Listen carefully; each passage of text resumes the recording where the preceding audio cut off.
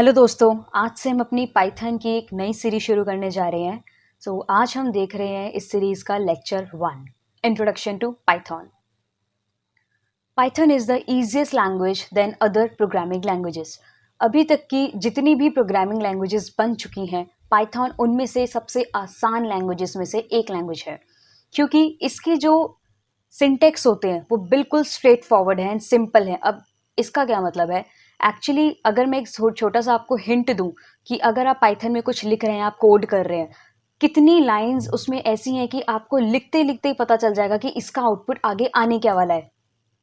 Third one is fastest growing language. अब इसे fastest growing language क्यों कहते हैं? एक्चुअली ये कई सारे पैरामीटर्स पे डिपेंड करता है कि जैसे आप देख लो कि इतनी सारी कंपनीज हैं, छोटी से छोटी कंपनी अगर आप लो तो उसमें भी आज के टाइम में पाइथन पे काम हो रहा है। ये ऐसा नहीं है कि किसी और लैंग्वेज पे काम नहीं हो रहा है। जो पुराने प्रोजेक्ट्स हैं वो सब जिस लैंग्वेज में चल रहे थे वो अभी भी उसी लैंग्वेज में ही बन रहे हैं, पर ज़्यादातर जितने भी अब नए प्रोजेक्ट्स बन रहे हैं कंपनीज में, वो सभी जो है पाइथन में ही इनबिल्ट किए जा रहे हैं।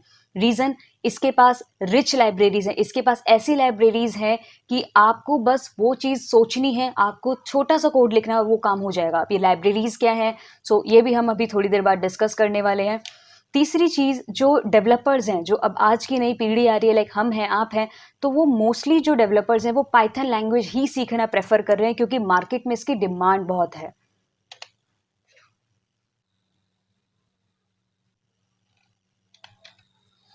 अब इंटरप्रेटर होता है और एक कंपाइलर होता है।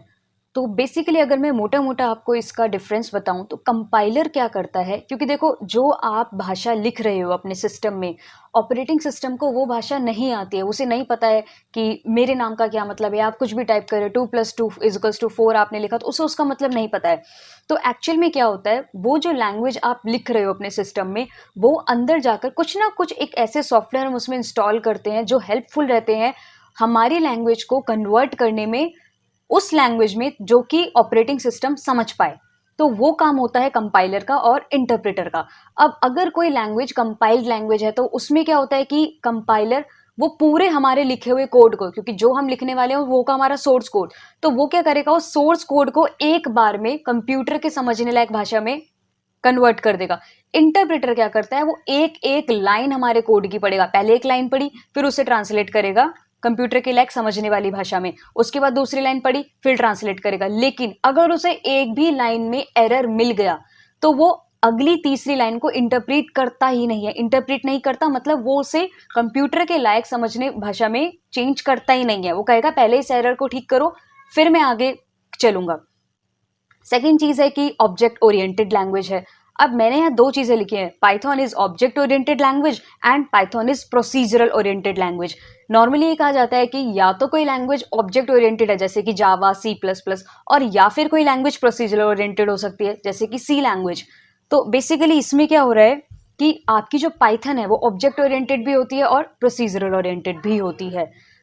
अब ये प्रोसीजरल ओरिएंटेड और ऑब्जेक्ट ओरिएंटेड क्या होता है? ऑब्जेक्ट ओरिएंटेड में आप देखो कि हर चीज को एक ऑब्जेक्ट के रूप में देखा जाता है। जैसे मैं एक ऑब्जेक्ट हूँ इस लैंग्वेज के लिए।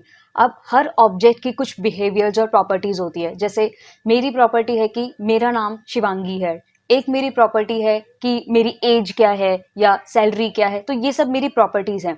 बिहेवियर में आ जाएगा, मैं जो जो एक्टिविटीज परफॉर्म कर रही हूँ, जैसे मैं सोती हूँ, मैं हंसती हूँ, मैं खेलती हूँ, तो ये सब एक्चुअली में एक्टिविटीज में आ जाएगा, बिहेवियर्स में। अब प्रोसीजरल ओरिएंटेड में क्या होता है, प्रोसीजरल ओरिएंटेड हर चीज को एक स्ट्रक्चर के रूप में लेता है। ऑब्जेक्ट ओरिएंटेड जो है वो bottom up, bottom to top approach follow करता है, और प्रोसीजरल ओरिएंटेड जो होता है वो top to bottom approach follow करता है। ये जिसमें ये नहीं है कि अभी हमने कुछ भी इसमें से डीप में डिस्कस नहीं कर रहे हैं, अभी बस हम ऊपर ऊपर से देख रहे हैं कि अगर अभी कोई चीज आपको ठीक से समझ भी नहीं आ रही है तो आगे जैसे जैसे हम लेक्चर्स आगे बढ़ाएंगे तो हर चीज बिल्कुल डीप में डिफाइन की हुई है। अब नेक्स्ट है कि पाइथन है हाई लेवल और जनरल पर्पस लैंग्वेज है।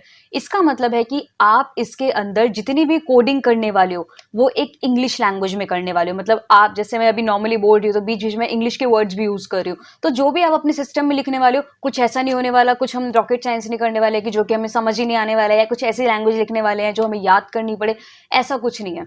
तो बिल्कुल हाई लेवल लैंग्वेज मतलब इंग्लिश में ही आप नॉर्मली अपना सोर्स कोड लिखने जा रहे हो और कुछ भी आपको याद करने की जरूरत नहीं है। जैसे जैसे आप प्रैक्टिस करते रहोगे सब कुछ आपके माइंड में खुद ही सेटअप होता रहेगा।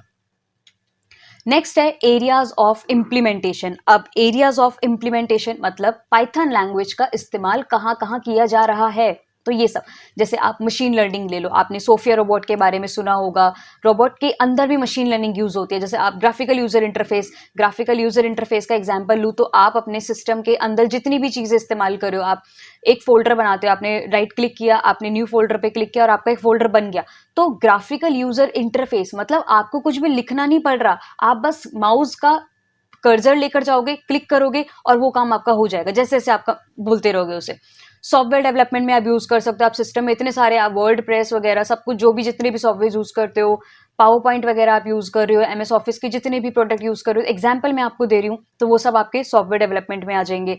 वेबसाइट डेवलपमेंट लाइक जैसे आप कई वेब फ्रेमवर्क्स में आगे जाकर अगर आपने पाइथन कर ली है तो आगे आप जाकर कई वेब फ्रेमवर्क्स में काम कर सकते हो। जैसे आपने जेंगो के बारे में सुना होगा, फ्लास्क के बारे में सुना होगा, और भी बहुत कुछ है। मोबाइल ऐप, आप अपने एंड्रॉइड के लिए कई ऐप्स बना सकते हो इन पाइथन। कंसोल ऐप क्या होता है? कंसोल ऐप एक्चुअली में बिल्कुल अपोजिट होता है ग्राफिकल यूजर इंटरफेस का। ग्राफिकल यूजर इंटरफेस में मैंने आपको बताया कि आप राइट क्लिक करोगे, न्यू फोल्डर पे क्लिक करोगे, आपका फोल्डर बन जाएगा और आपको विजिबल होगा। कंसोल ऐप में क्या होगा? वही सेम काम कुछ कमांड्स देकर, मतलब कुछ लिखोगे जिससे कि वो फोल्डर बनेगा। वो फोल्डर बिल्कुल सेम आपको विजिबल होगा, लेकिन अब आप डायरेक्टली राइट क्लिक करके वो काम नहीं कर पाओगे। आप कमांड दोगे, या तो आप डॉस ऑपरेटिंग सिस्टम के थ्रू दोगे, अपने कमांड प्रॉम्प्ट के थ्रू दोगे। तो आप कमांड दे रहे हो, लिख रहे हो उस चीज को बताने के लिए कि भाई मुझे न्यू फोल्डर क्रिएट करना है, तो आप कमांड दे रहे हो उसके बाद। नेक्स्ट है, मैं आपको मतलब ये कुछ बड़ी कंपनीज है जिसमें पाइथन बेसिकली अभी यूज हो रहा है। इवन छोटी से छोटी कंपनीज भी पाइथन को यूज कर रही है। तो ये मैंने कुछ कंपनीज के नाम यहाँ पे लिखे हैं। गूगल, याहू, नासा, आपने सुना होगा इन सब के सभी कंपनीज के बारे में। ड्रॉप बॉक्स है, यूट्यूब है जिसमें इवन हम लोग अभी वर्क कर रहे हैं। बाकी पाइथन के कुछ फीचर्स के बारे में अगर मैं आपको बताऊं तो पाइथन एक केस सेंसिटिव लैंग्वेज है। अब ये केस सेंसिटिव का मतलब क्या होता है? तो केस सेंसिटिव का के लिए अगर मैं आपको इजीली बताना चाहूँ तो लेट्स से एक रियल लाइफ में अगर मैं लूँ तो एक पर्सन है जिसका नाम है अभिषेक, ठीक है। अब ये एक पर्सन है, इसका नाम है अभिषेक। अब आप रियल लाइफ में इसे ऐसे लिखो या फिर इसका नाम ऐसे लिखो, तो नाम तो इसी का ही है ना, डिनोट तो वो इस अभिषेक को ही कर रहा है ना। लेकिन अगर आप पाइथन लैंग्वेज में लिखते हो ए, और पाइथन लैंग्वेज में अगर आप लिख रहे हो ए, तो एक्चुअली पाइथन इस ए को अलग ट्रीट करेगा और इस ए को अलग ट्रीट करेगा। लेट्स से एग्जांपल लेती हूँ कि मैं बोल रही हूँ भाई ये अभिषेक ही है आपका, लेट्स से पाइथन में कि इस अभिषेक को 4 बैलून जरूर। अभी मैं ये क्या लिख रही हूँ, मैंने कॉमास वगैरह क्यों लगाए हैं, जस्ट इग्नोर इट वंस। अब एक और है जिसका अभिषेक का स्टार्टिंग जो है स्मॉल ए से मैंने करी है। अब मैं इसे भी बोल रही हूँ कि भाई इस वाले अभिषेक को भी 4 बैलून दे दो। तो एक्चुअली क्या हो रहा है, पाइथन के हिसाब से ये अभिषेक दूसरा है, ये एक दूसरा अभिषेक है, और ये अभिषेक दूसरा है। कि मतलब ये दूसरा अभिषेक है जिसे 4 बैलून मिल रहे हैं, और ये दूसरा अभिषेक है जिसे 4 बैलून मिल रहे हैं। तो आई होप कि मतलब पाइथन में क्या होता है, अगर आप कोई भी अल्फाबेट कैप्स में या स्मॉल में लिख रहे हो तो वो बिल्कुल अलग ट्रीट किया जाएगा, रियल लाइफ के हिसाब से बिल्कुल नहीं होगा, ठीक है। तो अब दूसरी चीज है कि ये प्लेटफॉर्म इंडिपेंडेंट होता है। अब प्लेटफॉर्म इंडिपेंडेंट का मतलब क्या है कि आपने, लेट्स से आपको पाइथन लैंग्वेज आ गई है, अब आपका फ्रेंड बोल रहा है कि यार तुझे पाइथन लैंग्वेज आ गई है, अब मुझे एक सॉफ्टवेयर बनाकर दे दे, जो भी उसकी रिक्वायरमेंट है। छोटा तो सॉफ्टवेयर आप बेसिक पाइथन सीख कर भी आराम से बना सकते हो, कई सारे बना सकते हो। तो आप क्या करोगे, उसे कोड थोड़ी दोगे, उसे थोड़ी, वो प्रोग्रामर नहीं है, उसे नहीं पता कि आपने कोड में क्या लिखा है। आप उसे बेसिकली एक .exe फाइल दोगे कि ये ले तेरा सॉफ्टवेयर, इसे जाकर बस डबल क्लिक करके रन करना है। तो प्लेटफॉर्म इंडिपेंडेंट का मतलब है आपने कोडिंग अपने सिस्टम में की है, आप अपने दोस्त को जाकर एक छोटी सी फाइल दे दोगे, उससे ही वो उसके सिस्टम में रन कर देगी। उसे कुछ भी एक एक्स्ट्रा सॉफ्टवेयर डाउनलोड करने की जरूरत नहीं है, क्योंकि वो प्रोग्रामर नहीं हो, ही डजंट नो इवन, उसे नहीं पता कि वो क्या करने वाला है, उसे तो अपना काम चाहिए ताकि वो देखे और समझ जाए। तो प्लेटफॉर्म इंडिपेंडेंट मतलब आप वो काम कर अपने सिस्टम पे रहे हो और वो किसी और के सिस्टम पे भी चल जाएगा। मतलब चाहे वो लिनक्स पे काम कर रहा है, चाहे वो मैक पे काम कर रहा है और आपने विंडोज पे बनाया है, तो it doesn't matter. Automatic memory management का मतलब, अगर मैं एग्जांपल दूं कि आप एक मेमोरी सेव करना चाहते हो पाइथन में और वो है एक नंबर, ठीक है। अब आपने क्या करा, आपने एक ए वेरिएबल लिया, ए के अंदर आपने स्टोर कर दिया 5, अब आप थोड़ी देर में क्या करते हो, उस ए के अंदर डाल देते हो 5.9। तो अब 5 है इंटीजर टाइप और 5.9 है फ्लोट टाइप। तो अब ये सब क्या हो रहा है, थोड़ा अगर आपके सर से बाउंस कर रहा है ये चीज, तो इसके लिए भी हमारे पास प्रैक्टिकल सेशन जरूर होगा। बट स्टिल 5 को स्टोर करने के लिए आपको मेमोरी कम चाहिएगी, क्योंकि उसमें डेसिमल नहीं आ रहा है, उसमें पॉइंट नहीं आ रहा है। और जबकि अगर आपको 5.9 को स्टोर करना है तो उसमें तो डेसिमल आ रहा है, तो उसमें आपको ज्यादा मेमोरी की जरूरत पड़ने वाली है। तो ऑटोमेटिक मेमोरी मैनेजमेंट का मतलब है, जब आप 5 स्टोर कर रहे थे तो उसने कम मेमोरी ली, वो क्या करेगा, जैसे ही आप उसमें लिखोगे 5.9 तो वो उस मेमोरी को एक्सपेंड कर देगा ऑटोमेटिकली। आपको वो करने की जरूरत नहीं है पाइथन में। बाकी नॉर्मली और लैंग्वेजेस में हमें खुद करना पड़ता है, बट पाइथन बोलता है आपको इस चीज की चिंता करने की जरूरत नहीं है, I will do it for you. Next is Python interactive interpreter is fine to find errors easily. अब नॉर्मली इंटरप्रेटर क्या होता है, जैसे कि मैंने बताया, अगर इंटरप्रेटर को एक भी लाइन में एरर मिल गया तो वो आगे नहीं जाने वाला, वो आगे इंटरप्रेट करेगा ही नहीं आपकी लाइन जब तक आप वो उस एरर को ठीक नहीं कर दोगे खुद। पाइथन में क्या होता है, इंटरप्रेटर है बिल्कुल, पर उसका इंटरप्रेटर इतना इंटरेक्टिव है कि जहां उसे एरर मिला वो आपको बता देगा कि एरर क्या है और कौन सी लाइन में आ रहा है। नॉर्मली ये काम कंपाइलर करता है, बट पाइथन का इंटरप्रेटर भी इतना स्मार्ट है कि आपको एरर ढूंढने में ज्यादा परेशानी नहीं आने वाली है, वो खुद ही आपको एरर आते ही बता देगा। कोड मतलब आगे वो बिल्कुल भी ट्रांसलेट नहीं करने वाला है आगे की लाइन, बट स्टिल जैसे ही उसे एरर मिला वो खुद ढूंढ देगा और आपको हिंट दे देगा कि इस लाइन में ये एरर है। Next is dynamically type. Dynamically type भी बिल्कुल सेम है कि ऑटोमेटिक मेमोरी मैनेजमेंट, जैसे मैंने आपको एग्जांपल दिया था कि जिस भी टाइप का आप डाटा टाइप ले रहे हो, मैं एग्जांपल दे रही हूँ जस्ट एक, जिस भी टाइप का आप डाटा टाइप ले रहे हो, अगर आपने पहले वैल्यू जिसमें डाल दी है, पहले आपने एक वेरिएबल लिया, उसके अंदर आपने डाल दिया एक स्ट्रिंग डाल दी, किसी का नाम डाल दिया, अब आपने एकदम से क्या करा, उसे चेंज करके उसमें इंटीजर टाइप की वैल्यू डाल दी, तो ये डायनेमिकली टाइप्ड है। जैसे जैसे आप चेंजेस करते रहोगे ये खुद खुद को ऑटोमेटिकली डायनेमिकली चेंज करता रहेगा। सो अभी अगर कोई भी चीज ऐसी हो जो आपको ना समझ आई हो, तो एक एक चीज पर हम डीप में आगे काफी डिस्कस करने वाले हैं बाकी लेक्चर्स में। Next is libraries. अब लाइब्रेरीज क्या होती हैं, आप लाइब्रेरी का एक नॉर्मल एग्जांपल देखो, हम लाइब्रेरीज में जाते हैं बुक्स पढ़ने, उसमें क्या होती है, एक बहुत सारी शेल्फ्स होती हैं और उसमें क्या होता है, बहुत ढेर सारी बुक्स होती है, आपके काम की जो भी बुक होती है आप वो निकालते हो और पढ़ते हो। सेम ऐसा ही लाइब्रेरीज होती हैं कि आप पाइथन के अंदर जो पहले से प्रोफेशनल डेवलपर्स हैं उन्होंने कई सारी लाइब्रेरीज के अंदर बुक्स बनाकर रखी हैं। तो आप ये ग्राफिकल यूजर इंटरफेस मैंने लिखा है, वेब फ्रेमवर्क्स लिखा है, डाटाबेसेस लिखा है, मल्टीमीडिया लिखा है, तो आप इनको एज अ बुक लाइब्रेरी के अंदर की बुक्स ट्रीट करो कि ये ग्राफिकल यूजर इंटरफेस एक बुक है जिसको आप इस्तेमाल करने के लिए पाइथन के अंदर इंप्लीमेंट करोगे, और फिर इस बुक के अंदर जो जो लिखा हुआ है ना वो आसानी से आप इस्तेमाल कर सकते हो। आपको लिखने की जरूरत नहीं है, आपको बस इस बुक के अंदर लिखी हुई चीज को पढ़ना है, मतलब कॉल करना है, कॉल करते ही वो चीज इंप्लीमेंट हो जाएगी आपके प्रोग्राम के अंदर। अब ये सब कैसे होगा वो सब हम बिल्कुल प्रैक्टिकली सब कुछ देखने वाले हैं। तो लाइब्रेरीज बहुत तरह की, इवन यहाँ मैंने बहुत कम लिखी हैं, तो बहुत सारी लाइब्रेरीज पाइथन में ऑलरेडी डिफाइंड है।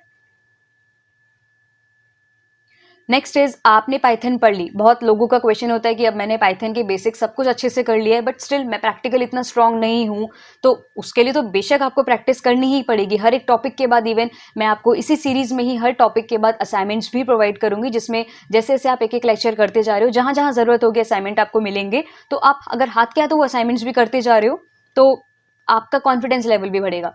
तो अब आपने पाइथन कर ली, उसके बाद क्या, उसके बाद में क्या क्या कर सकता हूँ, तो ये आपके पास कुछ ऑप्शन है, इसके अलावा भी काफी कुछ हो सकता है।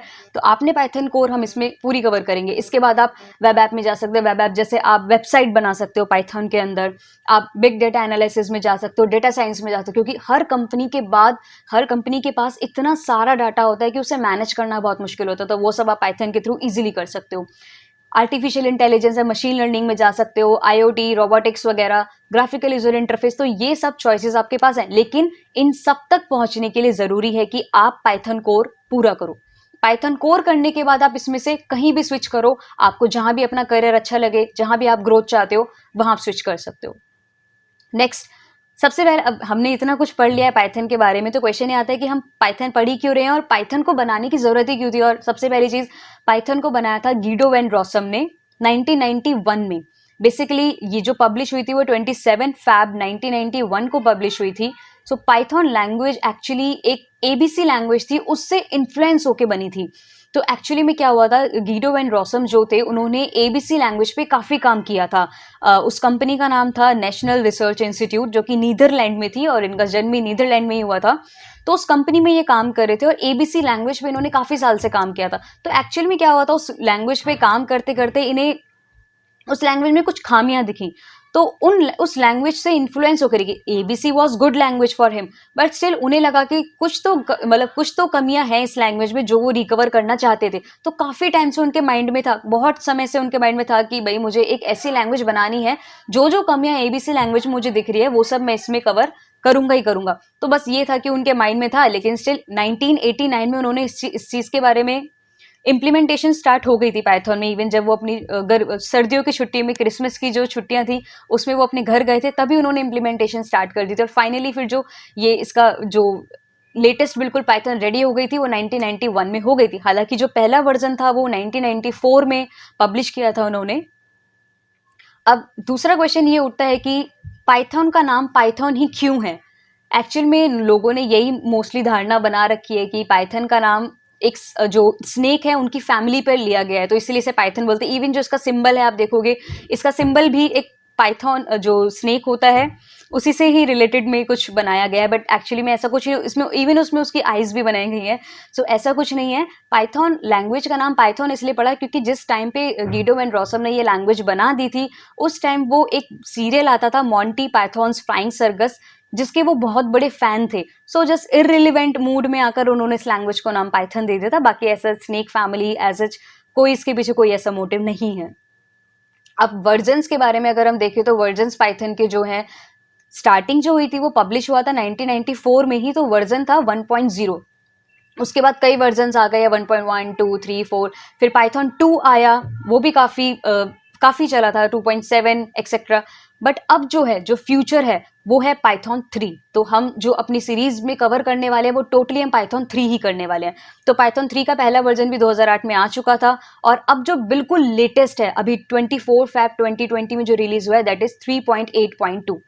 बेसिकली ये होता है कि अगर किसी लैंग्वेज का नेक्स्ट वर्जन आता है तो वो कंपैटिबल होता है अपने प्रीवियस वर्जन से, लेकिन पाइथन में ऐसा नहीं है। पाइथन में जो आपका सेकंड वर्जन था पाइथन 2 था, और अब जो पाइथन 3 आया है वो दोनों ही बिल्कुल अलग हैं एक दूसरे से। अगर आप इम्प्लीमेंटेशंस करने की कोशिश करोगे, दोनों को रिलेट करने की कोशिश करोगे, तो it will be dangerous actually, क्योंकि ये जो होता है कि आपके जो प्रोजेक्ट चल रहा है अगर आप उसे स्विच करने की कोशिश कर रहे हो तो वो इम्पॉसिबल है। आपको अगर अपना प्रोजेक्ट पाइथन 3 में स्विच करना है तो आपको वो प्रोजेक्ट दोबारा से बनाना ही होगा। तो इट विल बी बेटर जो फ्यूचर है हम वही पढ़ें, तो इसलिए हम पाइथन 3 ही पढ़ने वाले हैं। तो अगर अब आपको ये वीडियो पसंद आया और आपको इन्फॉर्मेटिव लगा हो तो ये चैनल सब्सक्राइब कर दीजिए, और अगर आपकी कोई भी क्वेरी है तो आप कमेंट में मुझसे पूछ सकते हैं। अदरवाइज आप मुझे मेल भी कर सकते हैं yt.shivangiservices@gmail.com पर। सो आज के लिए इतना ही, मिलते हैं अपने अगले वीडियो में। Thank you.